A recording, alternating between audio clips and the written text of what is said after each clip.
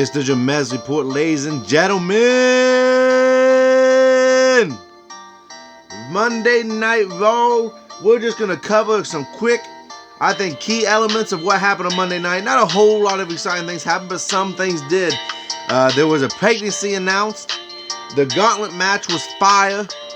There was a new entrant into the Gauntlet Match. We'll get all into that as the night continues, as this video goes on, ladies and gentlemen. So welcome to the Jamez Report. If I can learn to speak, I'm out here stuttering on everybody right now.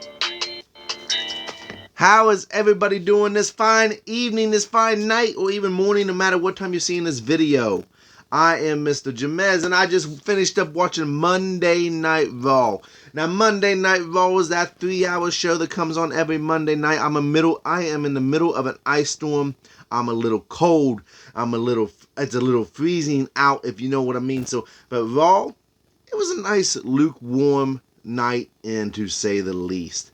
Right off the bat, there was a announcement made during the match of Charlotte Flair and Asuka versus Peyton Royce and Lacey Evans alongside Ric Flair, because Peyton Royce started off this match in a tag team match, and Lacey Evans would not get in this match, for those of you who are following along. So it started off with Lacey Evans and Ric Flair kind of having this sexual type of thing, kind of attraction. The Queen was staying the Queen. She wasn't breaking down. Last week they tried to fix that based off the heat that they was getting from a fan base. You know, they kind of switched the storyline to just say, hey, I'm just trying to get Lacey Evans up in there to win the championship like you did, Charlotte. And she actually acknowledges me and is appreciative of my knowledge that I'm giving her. Charlotte Flair, this was all last week, by the way. Charlotte Flair would face Lacey Evans in a match. If Lacey Evans would win the match, she'd get to face Asuka here at Elimination Chambers. And she would go on to win by disqualification. Charlotte Flair would break out and just beat the dog crap out of her, ladies and gentlemen. It was a slobber knocker, in the words of old Jim Ross would say. Before I really get in this thing, this was actually a subpar match. It wasn't that exciting. I didn't really understand why Lacey Evans wasn't getting in the ring, other than the fact that she was showing feel of Charlotte Flair. Little did we know, Lacey Evans would make the announcement in the match saying, you won't touch me, and in fact, you won't ever touch me because I'm pregnant. Now, when I first heard this, my jaw dropped, because it was just a complete 180 from what they was already doing last week or trying to set up. This storyline needed exactly what we just seen. Charlotte Flair would look confused. Ric Flair says, just call me daddy. And he's doing the old Flair strutting out there. And I'm telling you, it was something of magic. It kind of added that Attitude Era. For those of you who's won the Attitude Era, what's funny to me is, and you know, I'm not even going to apologize for this. So many people ask for the Attitude Era type storylines. Well, this is an Attitude Era type storyline announcing the pregnancy. You got Ric Flair, who's way up there in age, and Charlotte Flair, who's the actual legitimate daughter of Ric Flair, for those of you who do not know. And to see the Queen not be the Queen, she had this look of confusion. Tears were coming down.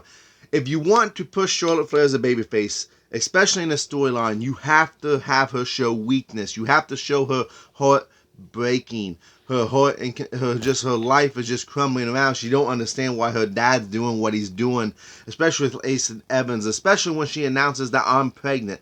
Now, a lot of people's going to hate on that. A lot of people's going to be like, oh, no, that's not what we want. Well, if you want attitude storylines, guess what, ladies and gentlemen?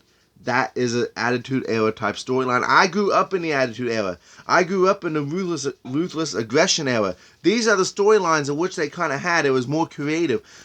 But little did I know, and little does anyone else know, spoiler alert, in the words of Paul Heyman, Lacey Evans is actually legitimately pregnant. So she's going to be a mommy. She's already a mommy of a daughter. She is actually pregnant. And from what I read, from the article in which I read, and the other articles I read, WWE had just found out today that she was pregnant. So Elimination Chamber is going to be thrown for a loop. Who's Asuka going to defend against? Will Asuka even defend at all at that? So I want to congratulate Lacey Evans on the pregnancy.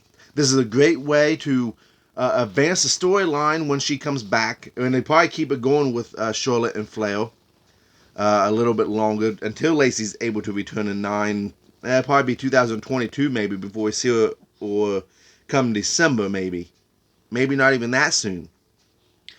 And as always, as I continue on with this video, if you like this video, hit that like button, hit that subscribe button so you never miss a Jemez Report video.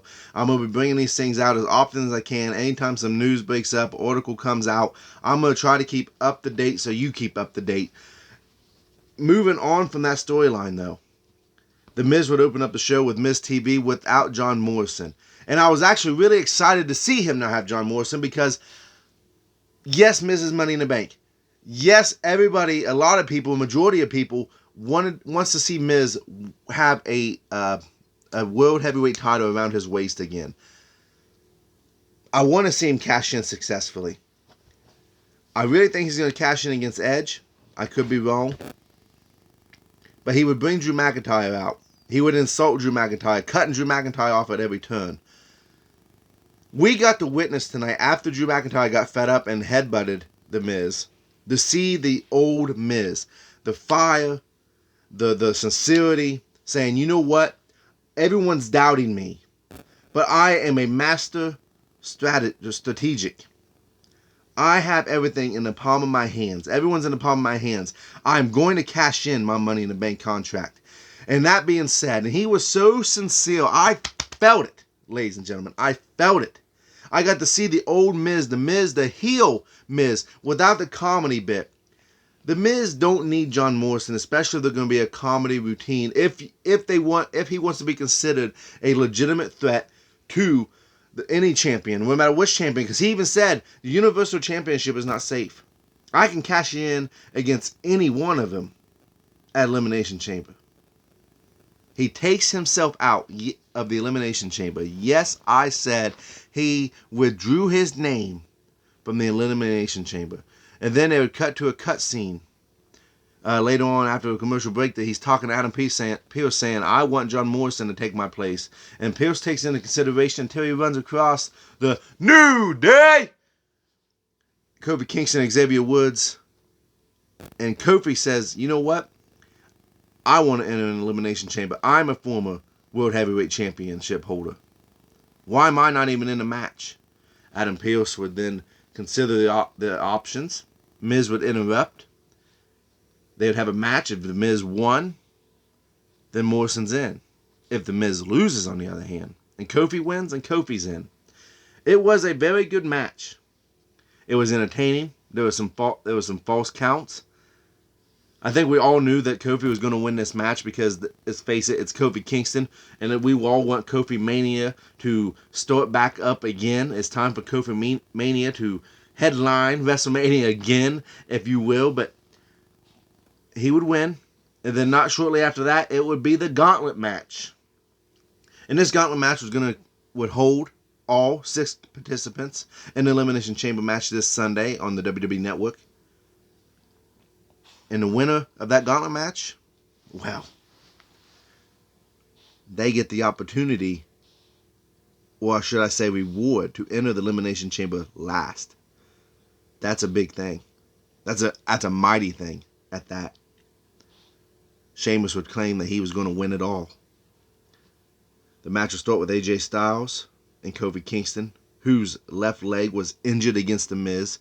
So you knew Kofi wasn't going to win, but would he have the type of gauntlet match he had there a few years back where he would last almost the whole gauntlet match? Would not be meant to be, as AJ Styles, the phenomenal one, would win, and Drew McIntyre would be entrant number 3. Drew McIntyre would hit the Claymore on AJ Styles after a very competitive matchup, I might add.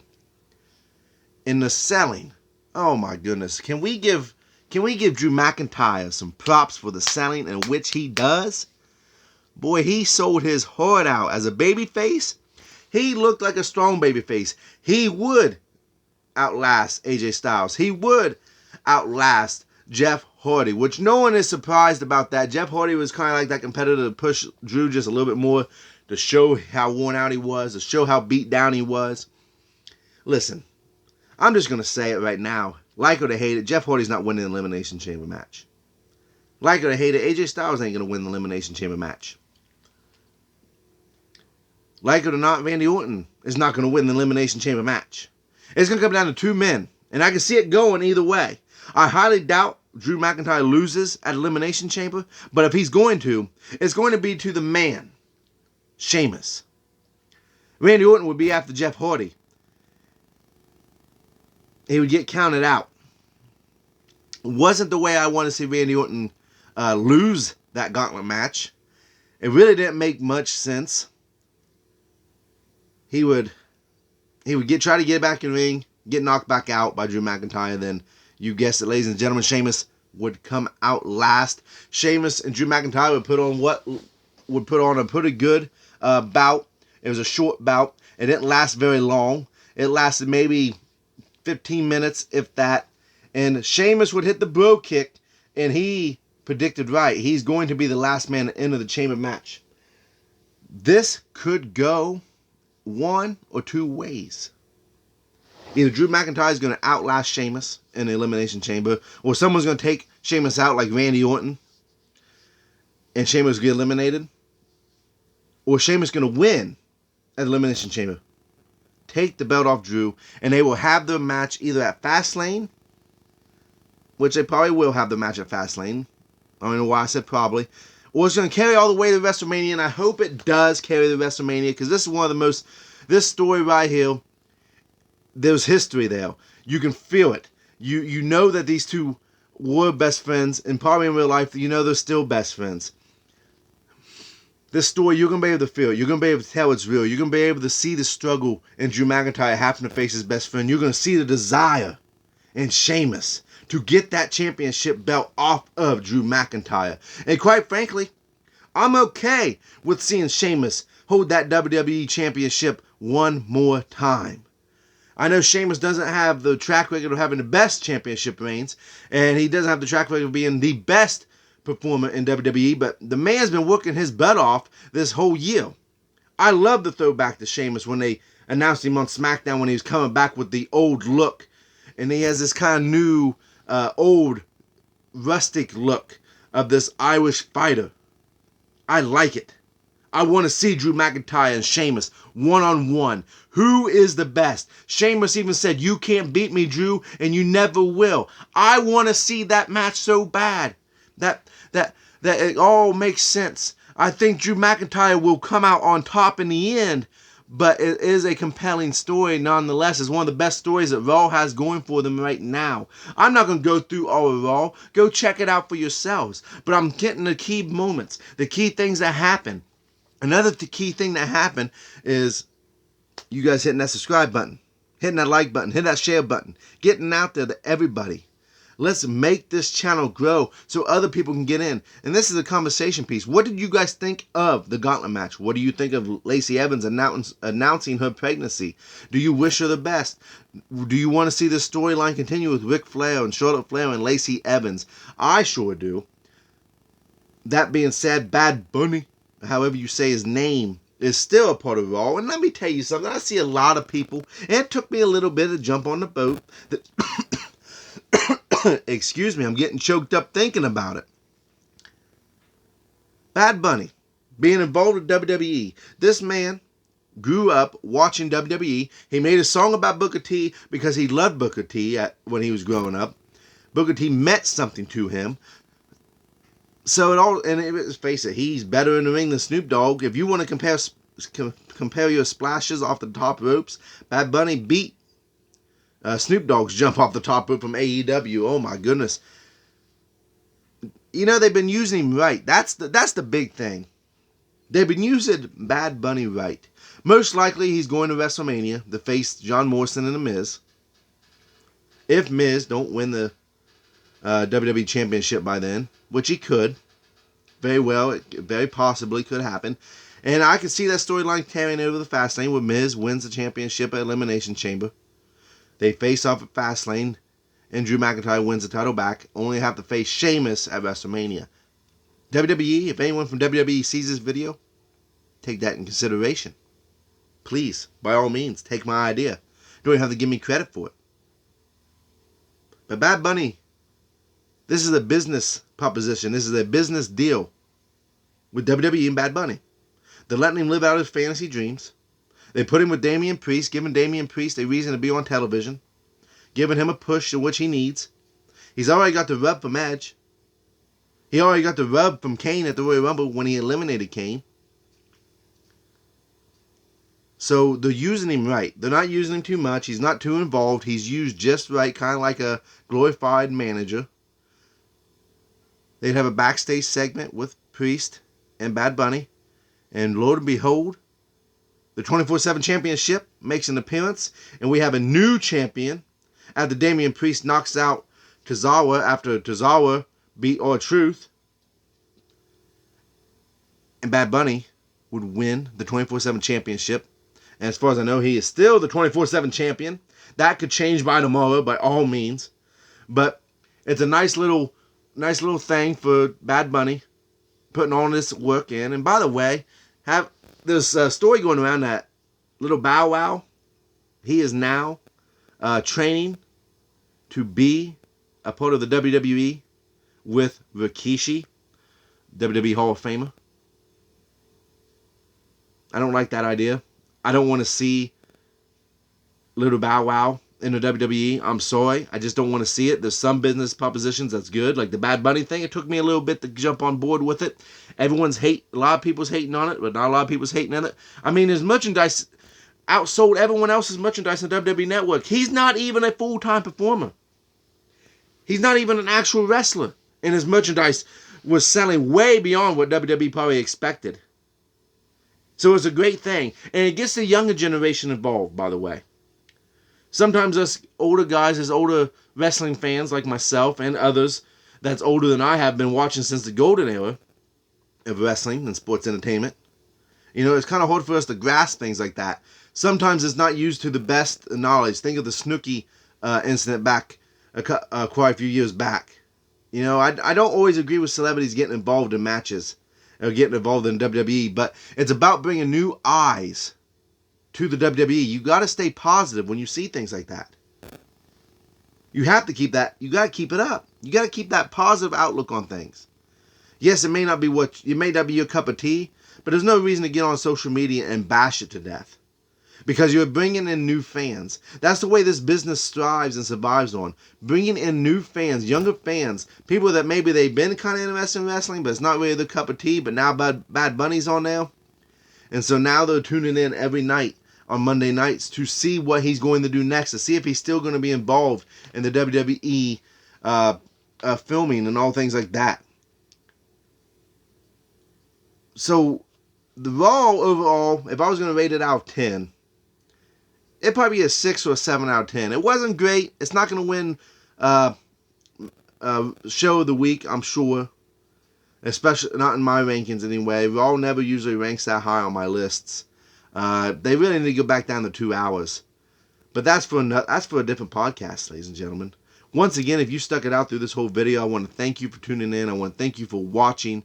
And I also want to say, you know, if you like this content, you like what you see, you have suggestions, don't be afraid to comment down below. Let me know what you think. What did you think of the Gauntlet match? What did you think of Raw? What do you think of Bad Bunny? What do you think of Lacey Evans? Or matches that I didn't cover tonight? Tell me what you think. And you know what? Let's have a conversation on there. I'm not afraid to comment back, you know. As long as you keep it respectful, and respect for other people's and other people's opinions, there's no wrong opinion. It's just a matter of opinion and what you like. That all being said, I want to thank you all for tuning in. This was just a quick recap of what happened on Raw, my quick thoughts, and just a quick report on what happened. So I want to thank you all for tuning in. Hit that like, hit that subscribe button, and stay tuned because more news will be coming your way the next couple of days. Like I said, I'm going to keep up to date the best I can. Tomorrow we're going to be talking about AEW because AEW, Cody Rhodes from the AEW announced something. So stay tuned for that tomorrow. You guys have a great and fantastic rest of your day or night, depending on when you see this video.